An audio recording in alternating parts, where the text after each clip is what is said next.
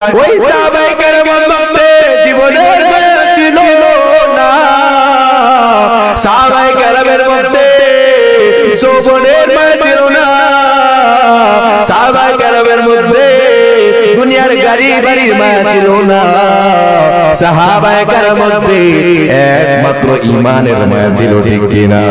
জোরে বলেন ঠিক কিনা? কেমন ঈমানের মায়া তাদের মধ্যে ছিল?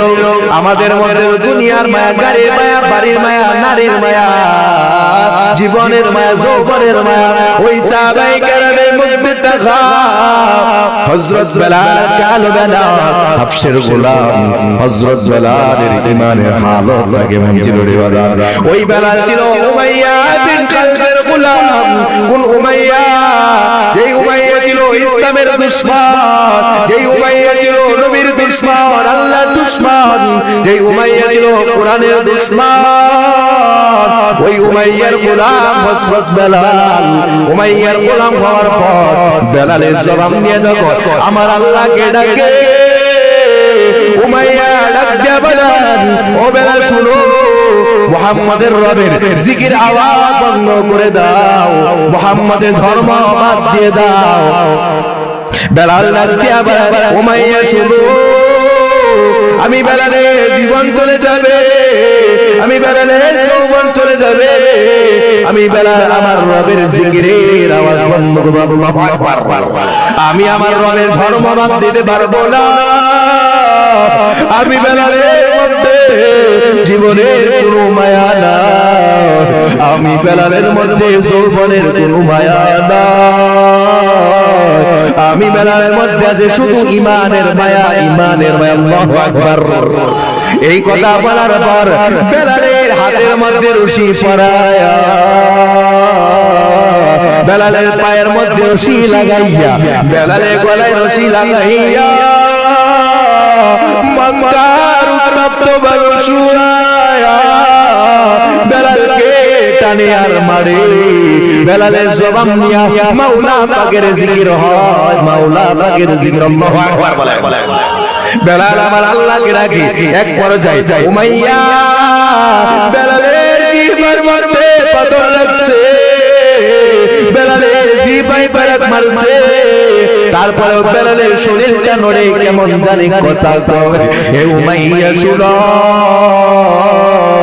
আমি বেলালের হাত বাঁধতে পারো, আমি বেলালের পা বাঁধতে পারো, আমি বেলালের জবান বন্ধ করতে পারো, কিন্তু আমি বেলালের ঈমানের আওয়াজ বন্ধ করতে পারবো না। আল্লাহু আকবার বলে আমি বেলাল ঈমান আওয়াজ বন্ধ করতে পারবো না, কারণ আমি বেলাল জীবনের ভয় করি না, যৌবনের মায়া করি না, আমি বেলাল শুধু ঈমানের মায়া করি। সুবহানাল্লাহ। আর আমি বেলাল আমার রবের জিকির করতে মজা পাই। সুবহানাল্লাহ।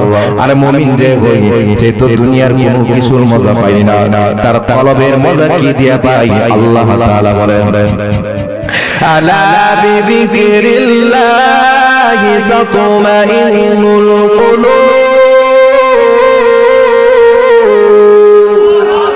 আমার আল্লাহ তাআলা রাখতে বলেন, মুমিন যখন আল্লাহর নামের জিকির করে, তখন মুমিনের কলবের মধ্যে আল্লাহ মজা লাগায় দেয়। সুবহানাল্লাহ। তখন মুমিন মরণকে ভয় করে না, মুমিন চিন্তা করে জীবন দিতে আল্লাহ মরণ দিবে, আল্লাহ আমার মরণ দিবে আল্লাহর জন্য হয়। ওই মরণটা কেমন হয়? আল্লাহ তাআলা ভিন্ন জায়গায় ডাক দিয়ে জানায় দেয়, যারা আল্লাহর জন্য মরে, আল্লাহর জন্য কুরবান হয়, তাদের মরণের হালতটা কেমন হয়?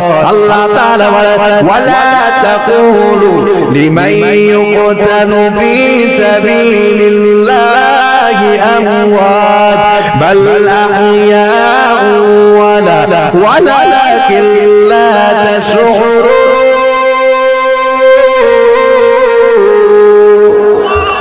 কার কথা?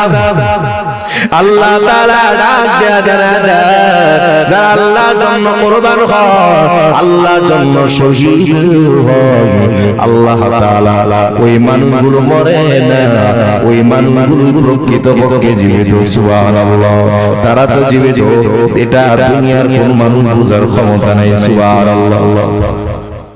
এই জন্য আল্লাহ তাআলা বলেন যেই বান্দা কলবের মধ্যে আল্লাহর ভয় থাকবে গো, আমি আল্লাহ ওই মুত্তাকি বান্দা বান্দীকে আমার জমিনে সম্মান দান করব, সুবহানাল্লাহ, সম্মানিত বানাইব। আরে দুনিয়া ওয়ালারা মনে করে চেহারাটা সুন্দর, মানুষ তারে সম্মান করে, ঠিক কি না? দুনিয়াতে টাকা যার বেশি মানুষ তারে সম্মান করে, দুনিয়াতে ক্ষমতা যার বেশি দুনিয়া ওয়ালারা তারে সম্মান করে বেশি। আল্লাহ তাআলা হে মুমিন, আমি আল্লাহর কাছে টাকা দিয়া সম্মানিত হতে পারবা না, আমি আল্লাহর কাছে ক্ষমতা দিয়া সম্মানিত হতে পারবা না, আমি আল্লাহর কাছে চেহারা দিয়া সম্মানিত হতে পারবা না, আমি আল্লাহর কাছে সম্মানিত কারা? আল্লাহ তাআলা ডাক দিয়া জানা দেন, ইন্না আকরামাকুম ইনদাল্লাহি আতকাকুম ইন্নাল্লাহা আলীমুন খাবীর। আর আল্লাহু আকবার।